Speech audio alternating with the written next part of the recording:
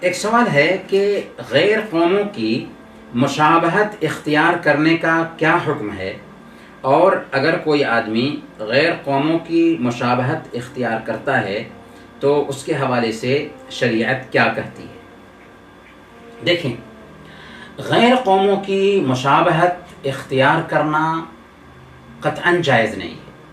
کیوں؟ اس لیے کہ اسلام ایک مکمل نظام حیات ہے، زندگی کے ہر شعبے میں ہماری رہنمائی کرتا ہے، یہاں تک کہ اللہ کے نبی صلی اللہ علیہ وسلم نے اپنی وفات سے پہلے یہ کہہ دیا تھا کہ ترکتکم علی المحجۃ البیضاء لیلها کنہارها لا یزیغ عنها الا ہالک، کہ ہم نے تم کو بالکل روشن شاہراہ پر چھوڑا ہے جس کی رات بھی دن کے جیسے ہے، جو کوئی بھی اس سے اعراض کرے گا برباد ہو جائے گا۔ اور اللہ کے نبی صلی اللہ علیہ وسلم نے یہ پیشین گوئی بھی کر دی تھی کہ میری امت غیر قوموں کے طریقہ کو اپنانے لگے گی۔ اور افسوس کی بات یہ ہے کہ آج دیکھیے یہ قوم کیسے غیر قوموں کے شانہ بشانہ غیر قوموں کے طریقہ کو اپنا رہی ہے، غیر قوموں کے طریقے کے مطابق زندگی گزار رہی ہے۔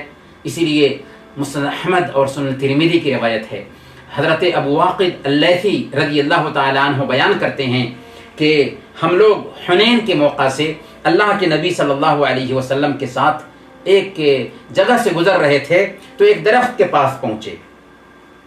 مشرکین کا وہ خاص درخت تھا جسے ذات انوات کہا جاتا تھا، اور اس پر وہ اپنی تلوار لٹکایا کرتے تھے۔ بعض صحابہ نے یہ دیکھ کر کے کہا کہ یا رسول اللہ اجعل لنا ذات انوات کما لهم ذات انوات، کہ یا رسول اللہ ہمارے لیے بھی ایک درخت خاص کر دیجئے جیسا کہ ان کے لیے ایک درخت خاص کیا گیا ہے۔ اللہ کے نبی صلی اللہ علیہ وسلم نے یہ سنا تو کہا سبحان اللہ، تم وہی بات کہہ رہے ہو جو بات موسیٰ علیہ السلام سے بنو اسرائیل نے کہی تھی، اجعل لنا الہا کما لهم آلہہ، کہ ہمارے لیے بھی معبود بنا دیجئے جیسے ان کے لیے معبود ہے۔ لَتَتَّبِعُنَّ سُنَنَ مَنْ كَانَ قَبْلَكُمْ، تم پہلی امتوں کے طریقے کی تابعداری کرو گے۔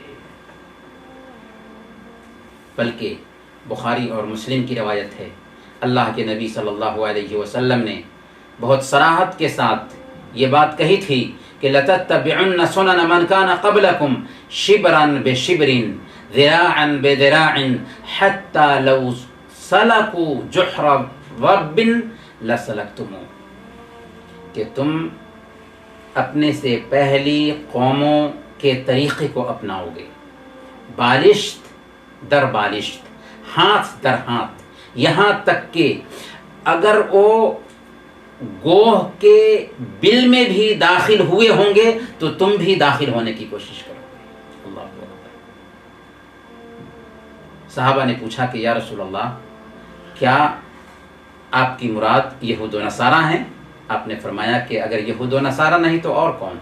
گویا کہ آج ہم جو مغربی تہذیب پر فخر کرتے ہیں یا غیر قوموں کی مشابہت اختیار کرنے پہ فخر کا احساس پاتے ہیں، یہ دین سے دوری کا نتیجہ ہے اور مغربی تہذیب سے مرعوبیت کا نتیجہ ہے، جو جائز نہیں ہے، حرام ہے۔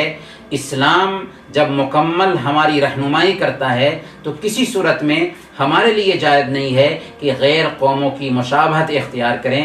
اللہ تعالیٰ نے فرمایا ثم جعلناک علی شریعۃ من الامر فاتبعها، ہم نے تم کو ایک روشن شریعت پر رکھا ہے لہذا تم اس کی تابعداری کرو، ولا تتبع اہواء الذین لا یعلمون، اور ان لوگوں کی خواہشات کے پیچھے مت جاؤ جو جانتے نہیں ہیں۔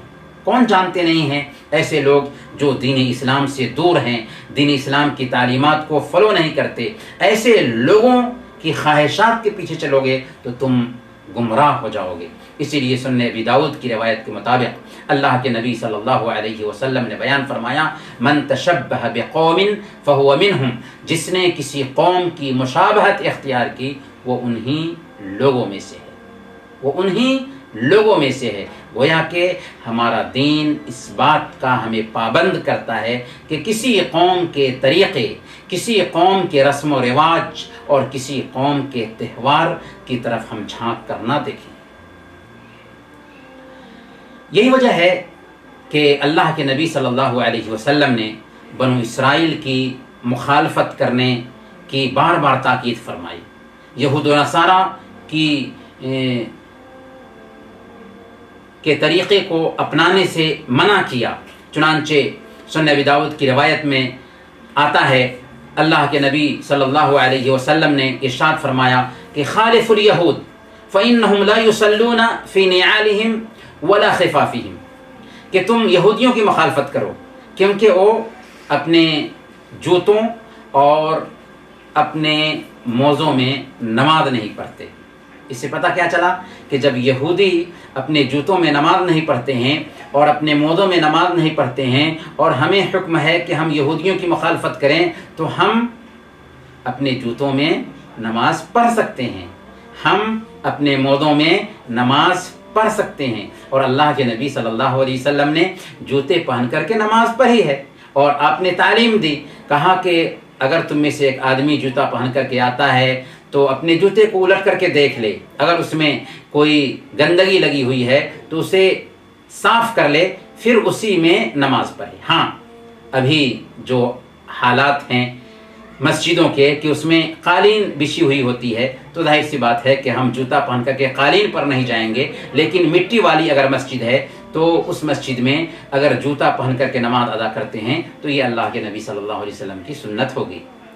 صحیح مسلم کی روایت ہے، حضرت عبداللہ بن عمر بن عاص رضی اللہ تعالی عنہ بیان فرماتے ہیں کہ اللہ کے نبی صلی اللہ علیہ وسلم نے میرے بدن پر 2 زعفرانی کپڑے دیکھے، 2 زعفرانی کلر کے کپڑے پہن رکھے تھے حضرت عبداللہ بن عمر بن عاص۔ تو اللہ کے نبی صلی اللہ علیہ وسلم نے جب یہ 2 کپڑے ان کو پہنے ہوئے دیکھا تو اللہ کے نبی صلی اللہ علیہ وسلم نے کہا کہ ان هذه من ثياب الكفار فلا تلبسها، کہ یہ 2 کپڑے جو تم نے پہن رکھا ہے یہ کافروں کے کپڑے ہیں، لہذا انہیں مت پہنو۔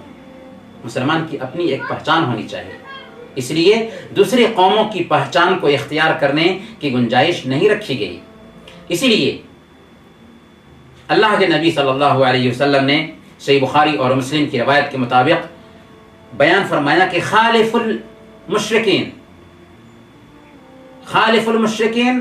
وفر اللحى ووحف الشوارب، مشرکین کی مخالفت کرو، داڑھی بڑھاؤ اور مونچھ کترو۔ کیوں مخالفت کرو؟ اس لیے کہ مشرکین داڑھی کاٹتے ہیں اور مونچھ بڑا کرتے ہیں، تو تمہاری اپنی خوبی یہ ہونی چاہیے کہ داڑھی بڑھاؤ اور مونچھ کو چھوٹا کرو، کترو۔ اللہ کے نبی صلی اللہ علیہ وسلم نے اس حوالے سے اتنی تاکید فرمائی تھی کہ یہود کو بھی احساس ہونے لگا تھا کہ محمد صلی اللہ علیہ وسلم ہمارے ہر معاملے میں ہماری مخالفت کرتے ہیں۔ چنانچہ صحیح مسلم کی روایت ہے، حضرت انس رضی اللہ تعالی عنہ بیان کرتے ہیں کہ یہود کی عورتیں جب حیض کی حالت میں ہوتی تھیں تو یہود نہ ان کے ساتھ میں کھانا کھاتے تھے اور نہ ہی ان کے ساتھ میں سوتے تھے۔ اللہ کے نبی صلی اللہ علیہ وسلم سے کچھ لوگوں نے مسئلہ پوچھا تو اللہ تعالیٰ نے باضابطہ قرآن کریم میں یہ آیت کریمہ اتار دی، یسألونک عن المحیض قل هو اذن فاعتزلوا النساء فی المحیض، کہ لوگ آپ سے حیض کے بارے میں پوچھتے ہیں تو آپ فرما دیجئے کہ یہ گندگی ہے، لہذا حیض کی حالت میں عورتوں سے دور رہو۔ اللہ کے نبی صلی اللہ علیہ وسلم نے اس کے بعد فرمایا اصنعوا کل شیء الا النکاح، تم ہر کام کر سکتے ہو عورت سے جبکہ وہ حیض کی حالت میں ہو سوائے ہم بستری کے۔ جب یہ بات معلوم ہوئی یہودیوں کو تو انہوں نے کہنا شروع کیا کہ ما یرید هذا الرجل ان يدع من امرنا شيئا الا خالفنا فيه، یہ آدمی ہمارے کسی بھی معاملے کو نہیں چھوڑتا یہاں تک کہ اس کی مخالفت کرتا ہے. یعنی اللہ کے نبی صلی اللہ علیہ وسلم پر یہ الزام ڈالنا شروع کر دیا کہ یہ ہر کام میں ہماری مخالفت ہی کرتے ہیں. تو کہنے کا مطلب یہ ہے کہ اسلام ایک الگ پہچان دیتا ہے، اس لیے مسلمان کی الگ پہچان ہونی چاہیے. دوسری قوموں کی تہوار میں مبارکبادی دینا، دوسری قوموں کی مشابہت اختیار کرنا، دوسری قوموں کے لباس پہننے، کسی طرح کی بھی مشابہت ہم اختیار کرتے ہیں تو اسلام میں اس بات کی گنجائش نہیں رکھی گئی ہے. وصلی اللہ علی نبینا محمد وعلی آلہ وصحبہ.